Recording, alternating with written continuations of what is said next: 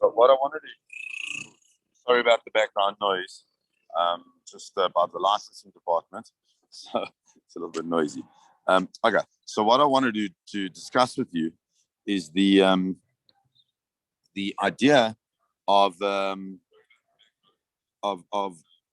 Torah tells us that it says V'shavta haaretz Shabbat laHashem. Shavta haaretz Shabbat laHashem, which means that the land will rest as a Shabbat for Hashem, l'shem Hashem. As it says, the Rashi quotes, Kashem Shneimar, Shabbos Bereshis, that are all concerning about the Shem Hashem. The reason why we have this Shabbat of the land is for the honor of HaKadosh Baruch Hu. The question is, how does that work? What does Bereshit have to do with the concept of Shemitah? So it says the Imrei Shefer, one of the great Hasidic masters, says, Shabbat Bereshit.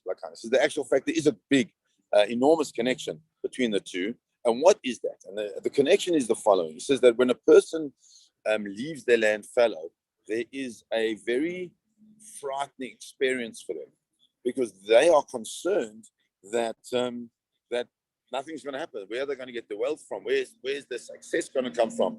The years before, they've been working on their land, and now all of a sudden they have to leave the land alone, not do anything in the land, and hopefully things will be okay. So he says that because the problem is that the teva of the human being, the natural way that a human being works, is that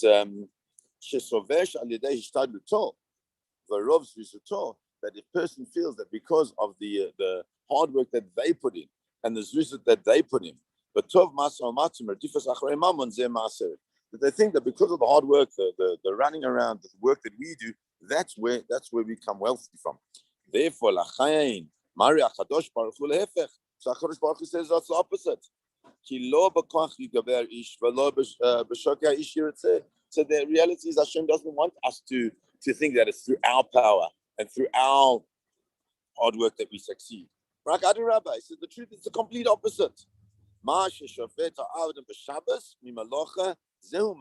the reality is, you know where the bracha comes from? The bracha comes from the resting on Shabbos, not from the working on Shabbos. You know, there's this whole thing of people say that they've got to work on Shabbos, especially if you're in retail or something like that, because that's when when most of the customers come.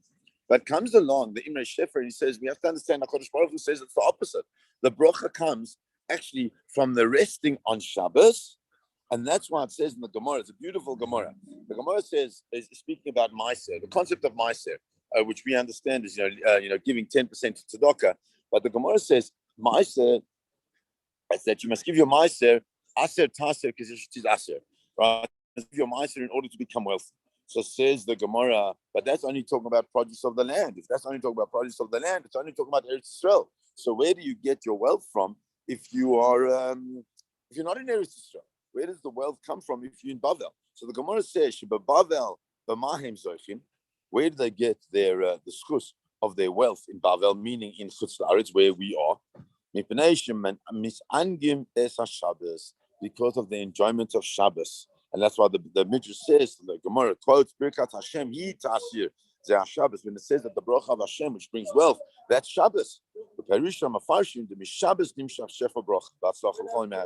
That is, we often don't realize that Shabbos really is the root of all bracha in the week. And it's the root of all bracha, not only financial bracha, it's the root of bracha of the intellectual bracha, of the root of our bracha, of our learning of Torah. It's the root of our emotional bracha, the root of our spiritual bracha. It's the root of every bracha that we have in this world. So if that's the case, we need to understand, how is it that Shabbos is the space from which all bracha flows for the rest of the week? And he said we have to understand it's very simple, because the way it is that we need to understand that the only reason that we are involved in a difficulty in trying to earn a living is because of the Aveira of Adam HaRishon. So Adam HaRishon does this Aveira together with Chava, and because of that he gets cursed. So if that's the case, the reality is that the real space that we're supposed to be existing in is the space of Shabbos, where we don't need to do creative activity in order to earn a parnosa. That's just, in a way, it's kind of like an illusion, because it's not the ideal thing. So therefore, so therefore, if in a situation where a person is in an ideal like existence, like Adam Arishon, what would that be? That Gemara says, that any person who keeps Shabbos according to the halacha, all his sins are forgiven. So if a person all sins are forgiven, then they exist like in an Adamesque kind of existence. If that's the case, so then the Shabbos is the real reality. And that's why the people in Bavel become wealthy, because of the enjoyment of Shabbos. But when is that?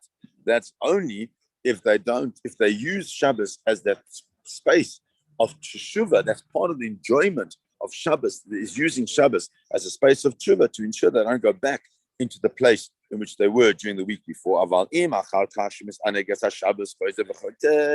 if they then, after they've enjoyed Shabbos and Shabbos has been used to its proper sense, they go back and they do the sin, then they're not going to be able to get the bracha, because the Shabbos bracha is dependent on the change in the person, having become a new person in the way that they're now engaging with Shabbos Kodesh.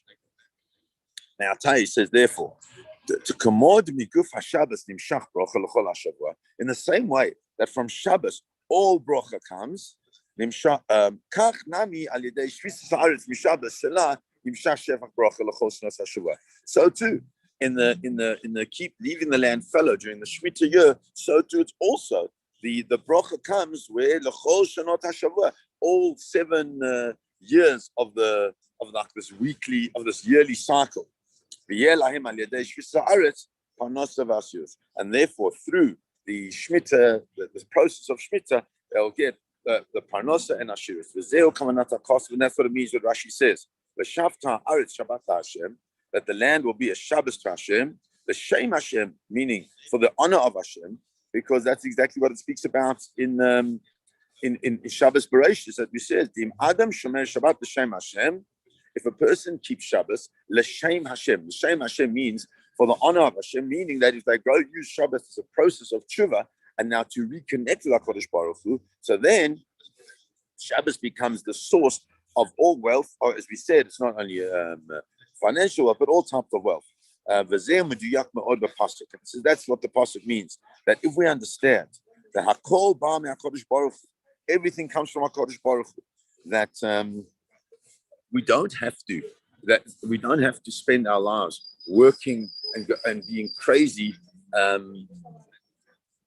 every single day. We have to take the opportunity to make Shabbos. Shabbos gives us that opportunity to find the connection to HaKadosh Baruch Hu in a very deep level. So too, in the Shemitah year, the Shemitah process is a process of finding a connection to HaKadosh Baruch Hu and realizing that the ideal existence is not one where we have to battle for our daily bread, but rather one where we are able to connect profoundly to HaKadosh Baruch Hu. And I think what's so profound and important about this Imre Shefer is that it gives us a clue into the depth of where our emunah should be.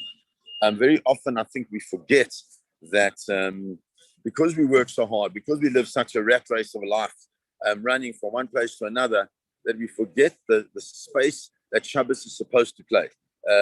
I mentioned this at Mincha on Shabbos, in fact, last Shabbos, that often we think Shabbos is just a place, a time of rest, but it's not. Shabbos is much more profound than that. Shabbos is a place of being able to misaneg, to enjoy and bask in the glory of the Ribono Shel Olam, the glory of Hashem. And if we do that, then our Shabbos becomes a space of bracha, because it gives us the opportunity to have a real rest, not just shlofing, which is also important, but it gives us the opportunity to have a real rest, to rest our souls, to rest our stress, to rest everything. And therefore, it becomes a space of real growth.